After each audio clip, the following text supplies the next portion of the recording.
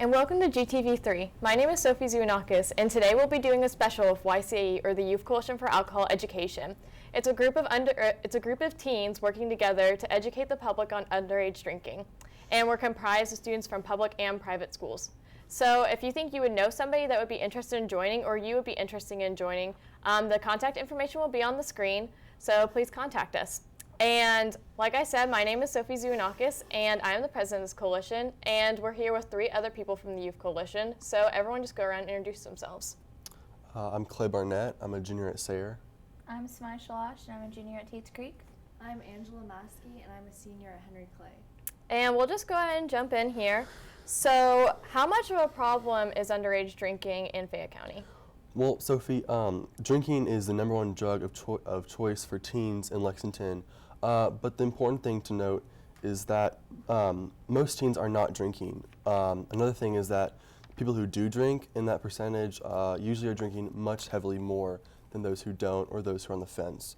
What we are trying to do as a coalition is to kind of appeal to those who are on the fence about whether or not to drink, as it is a huge detriment to their later health.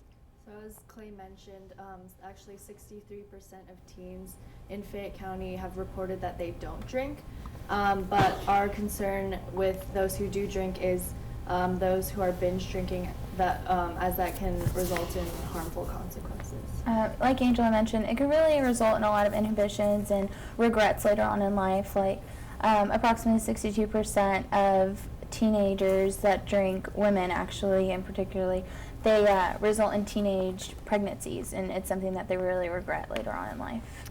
And I feel like a lot of people think in this community that you have to drink to fit in, and I think we can all attest here that that's not true at all. Yeah. And we touched on this a little bit, and it's excessive drinking with the intention of getting drunk. It's called binge drinking. So what can you share about binge drinking and drinking at a young age? Well, Sophie, binge drinking is defined as 5 drinks in a row for men and 4 drinks in a row for women. It's approximately estimated that 5,000 youth die every year from binge drinking and alcohol-related accidents. It really takes a toll on our brain, heart, and our liver, so it's really something that teenagers should not do. And I think something that a lot of people suspect is that drinking is a rite of passage and it's no big deal, but like we talked about earlier, it can cause unwanted pregnancy. You can even lose your life. And people who start drinking before age 15, they're more likely also to become alcoholics at a later point in life, which are all things that we need to keep in mind when we're talking about binge drinking. And we've talked about some of the general problems with drinking, but something more specific to each person in this group. I know some of us here are athletes, so Angela, I know you can elaborate a little bit more on that. Definitely. I'm a member of my school's track team, and so as an athlete, I always want to do my best, represent my team well. And so I know that one night of binge drinking can set back 14 days of training and practice. And so as an athlete, and as most athletes know, that's a lot of time to sort of waste, and that's not something I want to do. And in addition, as a senior, I know that I have a lot of other younger students looking up to me, freshmen and sophomores. So you have to be aware not only of the consequences of your decisions on yourself, but also on who has their eyes on you. Yeah, I swim for my school, and not only is swimming a lot about reactions and timing, but just going along with that with school, one night of drinking can set back a lot of time of studying for tests that are really, really important to us as high school students. Yeah, I agree with Clay. I'm really focused on my education, and all drinking can take a toll on your memorization and your skill level in class, and it can really hurt you. And I feel like being in school and having a sport, it's all about balance, and drinking really undoes that balance. And as we talked about earlier, alcohol is the #1 drug abused by teens, and retailers know this and they act upon it. So elaborate a little bit on how this impacts underage drinking. Well, marketers nowadays, they're much more focused on a younger generation, a younger audience, using alcoholic beverages like Alka-Pops, and Alka-Pops are alcoholic beverages that have more fruitiness, brighter flavor, brighter colors, fruitier flavors, really appealing to more the younger generation. Actually, our coalition has a presentation on alcohol pops because we really like to get the parents involved.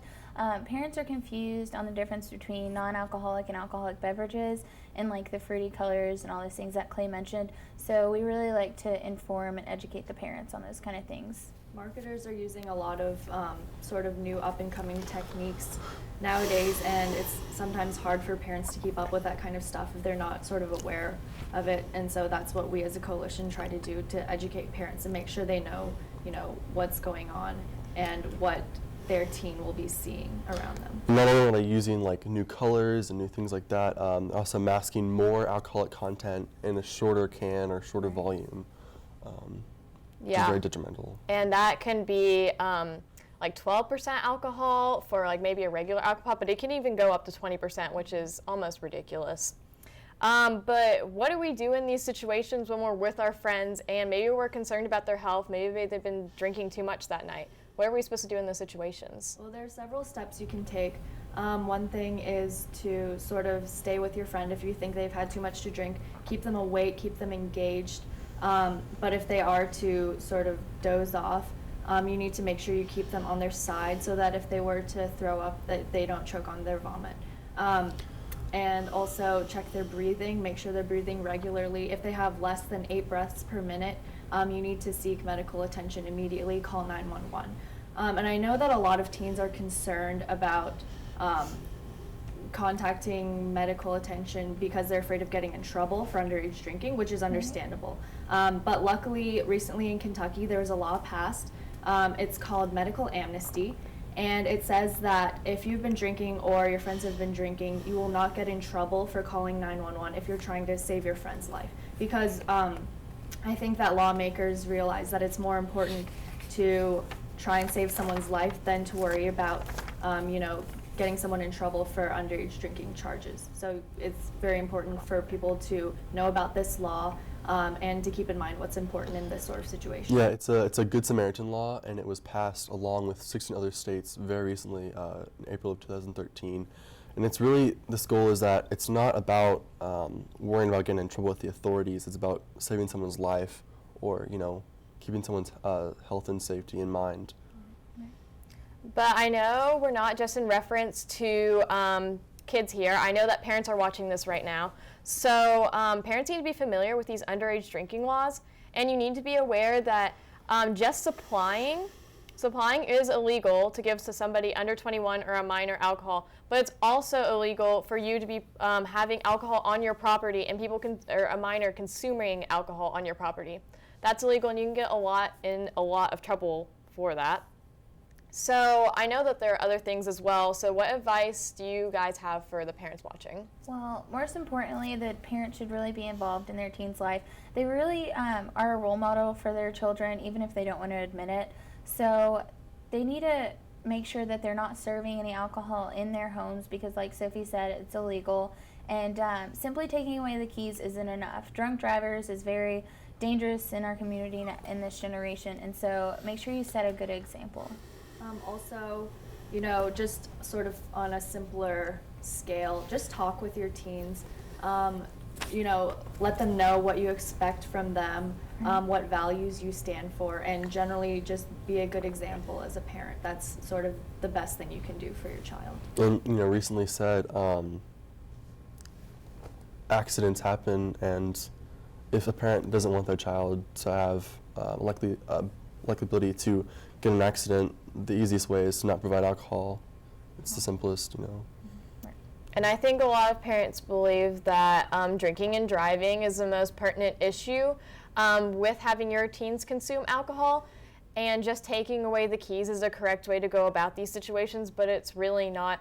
We elaborated a little bit earlier on these types of things, how these things affect your brain, it affects how you perform, it affects your social life. So just preventing drinking and driving isn't going to solve all the problems that alcohol faces for our teens. But with that wraps up our show today. So thank you so much for watching. Once again, the information will be on the screen if you would like to join the Youth Coalition for Alcohol Education. And my name is Sophie Zionakis, and thank you for tuning in.